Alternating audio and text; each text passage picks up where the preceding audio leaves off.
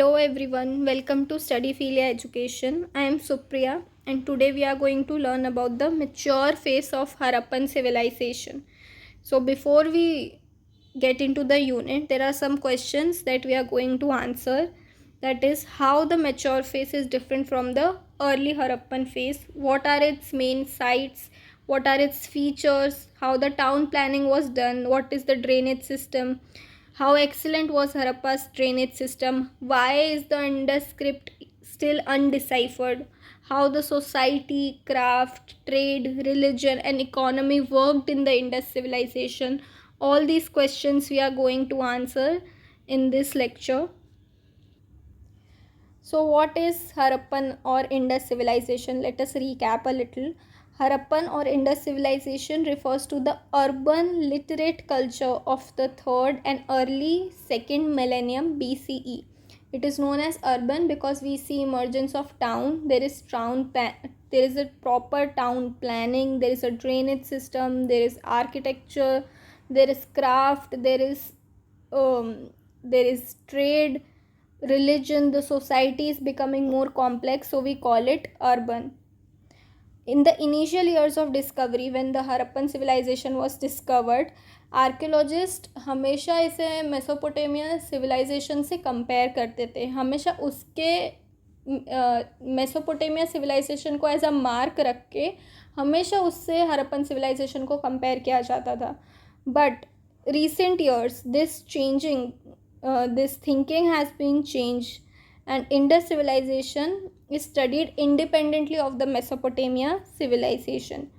The Indus civilization, up until 2008, we have 1022 sites of this Harappa or Indus civilization. We'll call it here the Harappan civilization. Out of this 1022 sites, 616 are located in India, and the rest of 414 are in Pakistan, and there is one site which is located in Afghanistan. Harappan civilization is one of the largest civilization in the ancient world. The area that this civilization covers, which is estimated between 6,80,000 square kilometers to 8 lakh square kilometers. This area is 12 times more than the combined area of the Egypt and Mesopotamian civilization. We know that the roots of the mature Harappan civilization lie in the early Harappan cultures. We have studied this in the previous lecture, but the main difference, when we say that once there are a lot of difference and there are a lot of similarities also between the early and the mature phase, but the main difference between the early and the mature phase of Harappan civilization is that we see the existence of one uniform civilization spread across a huge area. There is standardization and uniformity in such a vast area. Standardization and uniformity was in the early Harappan period, was not in such a vast area that we see in the mature phase, and that is the main difference between the early and the mature Harappan civilization. Now let us see some more features of the mature Harappan phase. We see that in the mature Harappan phase, new types of artifacts and technologies are developing. We have a new form of pottery. Even though there may some areas we see that earlier style of potteries are continuing, but we see that there is a new style of pottery making and decorating that is emerging. There is increasing use of metal, and we see introduction of bronze in this period. They use baked bricks, and these baked bricks are very common in every area of this mature phase of Harappan civilization, and these baked bricks are of a standardized size. Mostly the size is 1:2:4. There is expansion in bead making. There is development of complex technology to drill the hard stones so that they can insert thread and attach them and make necklaces or whatever out of them.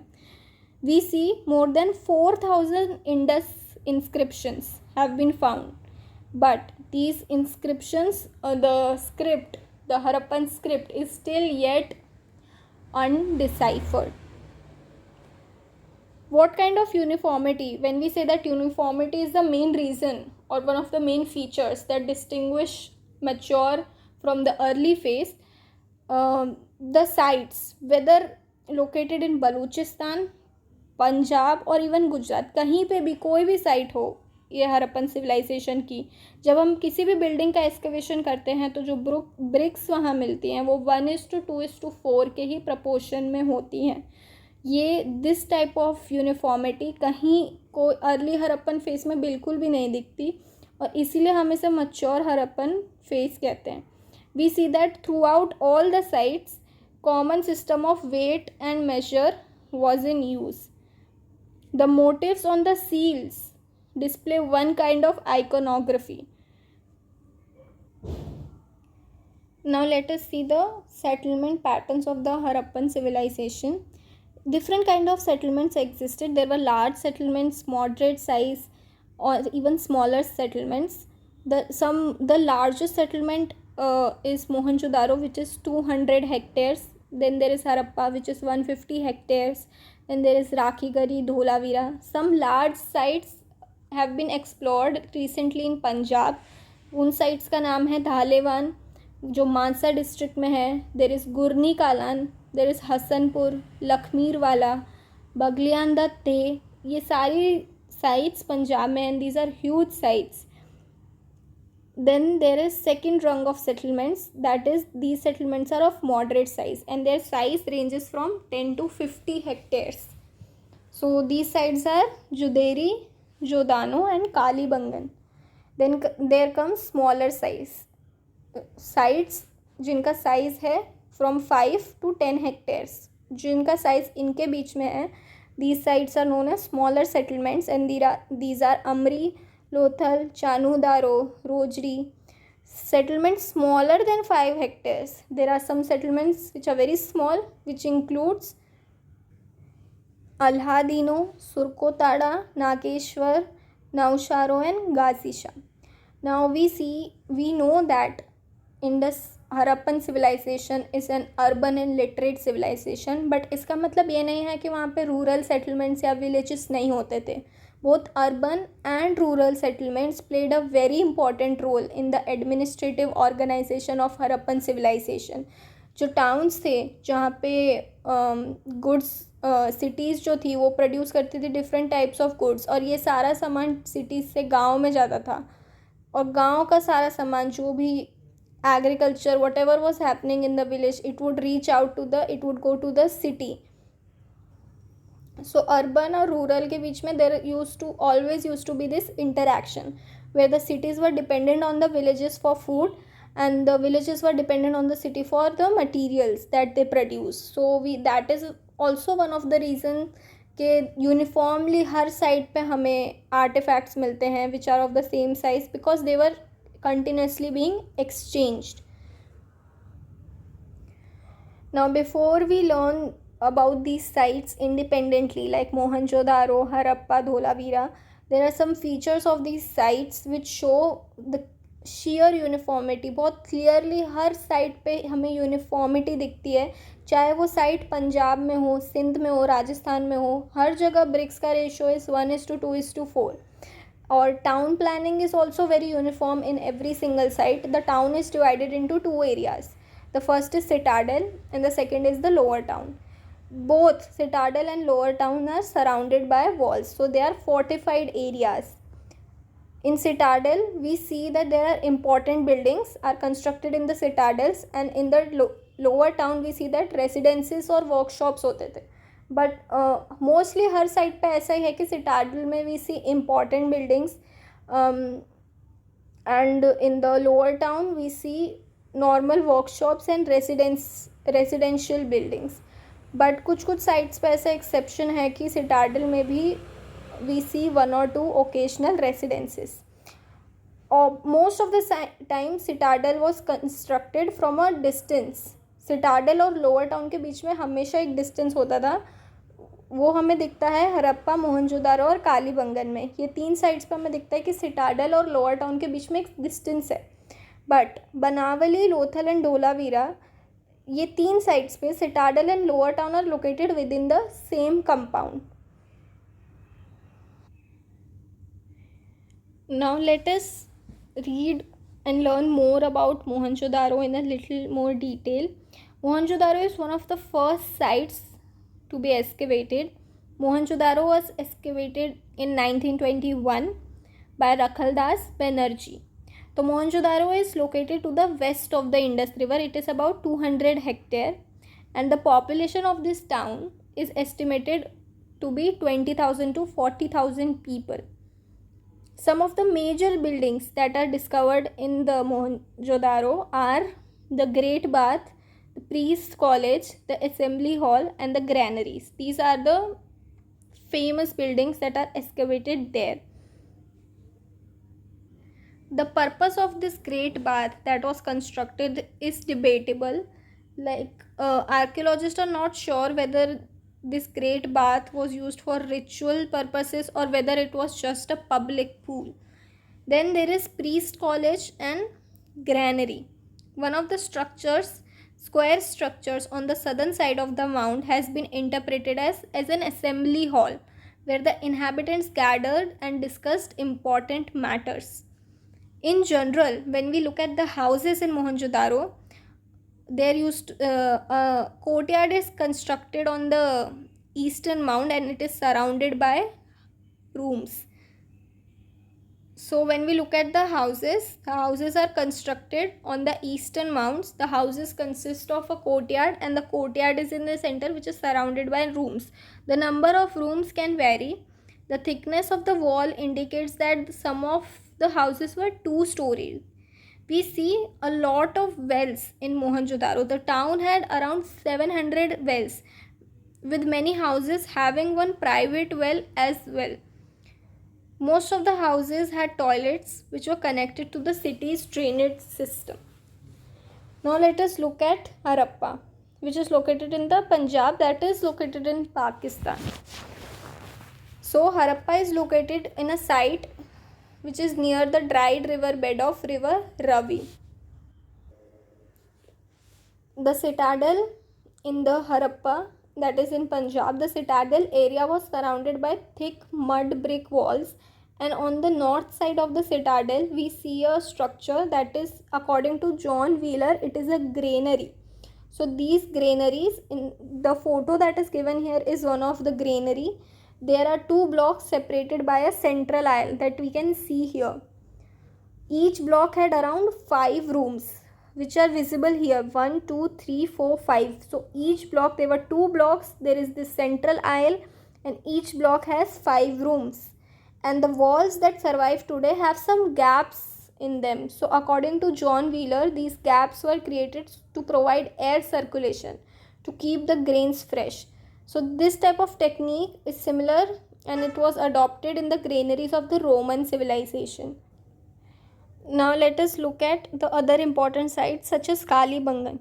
So Kalibangan is the site which is located on the west of now dried up river Ghagar. The river is now dried up.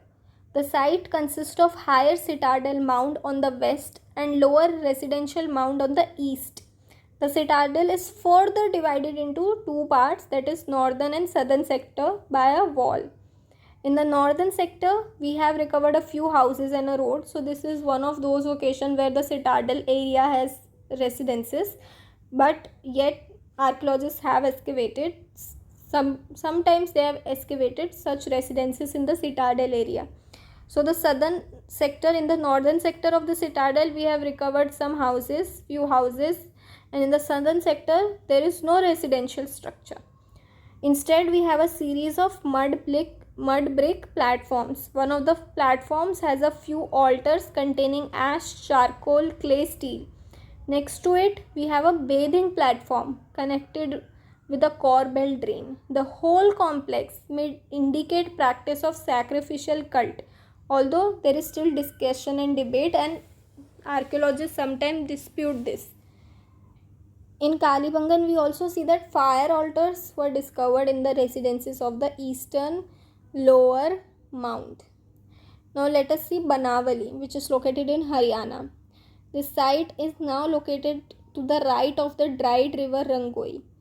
You see this common factor that most of these sites they were located near the rivers, but those rivers are dried up now. Kalibangan was located near Ghagar. Harappa was located near the dried river bed of river Ravi. Now Banavali is also located in the dried river Rangoi. It is rectangular in plan, covering an area of 9 hectares, and the entire unit is fortified. The residents were provided with bathing pavement, wells as well as drains. A multi-roomed house which gave evidence for seals and weights have been identified as a merchant's house. So these are some of the observations that have been made at Banavali. Now let us look at Dholavira. Dholavira is located on an island in Run of Kutch. In many sites of the Harappan civilization we see uniformity, but this Dholavira site is a very unique site in the Harappan settlements because it has its own town planning. It has aspects of town planning that are different from the other sites. For instance, they don't use bricks. The houses here are mainly, and the buildings here are mainly built from the locally available sandstone. Also, they have made arrangement to conserve water. This town planning is also unique in Dholavira because instead of 2 divisions of the town, like in many areas, in many sites we have seen that the town is divided between citadel and the lower town, but Dholavira में towns is divided into 3 areas. पहला citadel bailey complex, दूसरा middle town and तीसरा lower town. अगर हम ऐसे हर site को individually पढ़े तो इवन दो यूनिफॉर्मिटी है मच्योर हरप्पन साइट्स में, but every site is unique in its own sense. Now let us come to Lothal. It is one of the port towns of Harappan civilization. It is located in the lower deltaic area of the Saurashtra peninsula. It is believed that the sea was once much closer to the site. Both the citadel and the lower town are located within the same complex. From the building in a citadel, archaeologists have found 65 terracotta ceilings which have impressions of reed, woven fiber, cords and mattings. These have been recovered by archaeologists from this building in the citadel, and this implies that it was a warehouse or a place where goods were packed.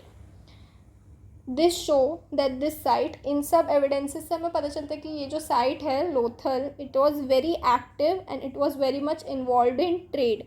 This is confirmed by another structure located to the east of the town known as the dockyard. This dockyard is enclosed by a burnt brick wall, and it provides with 2 inlets and spill channel to regulate the water. So Lothal is also known as the port town of Harappa, and archaeologists believe that this town engaged in the long distance trade. So every town has a unique feature. Mohenjo-daro has great structures like the Great Bath, Priest College, Granary, Assembly Hall. In Harappa, we see granary, in which the technique of the granary is similar to that of Roman civilization. In Kalibangan, we see fire altars, which show that some kind of sacrificial cult was present. In Banavali, we see a merchant's house because वहाँ से हमें evidence मिला है seals का और weights का और measures का, तो उसको हम मर्चेंट हाउस बोलते हैं.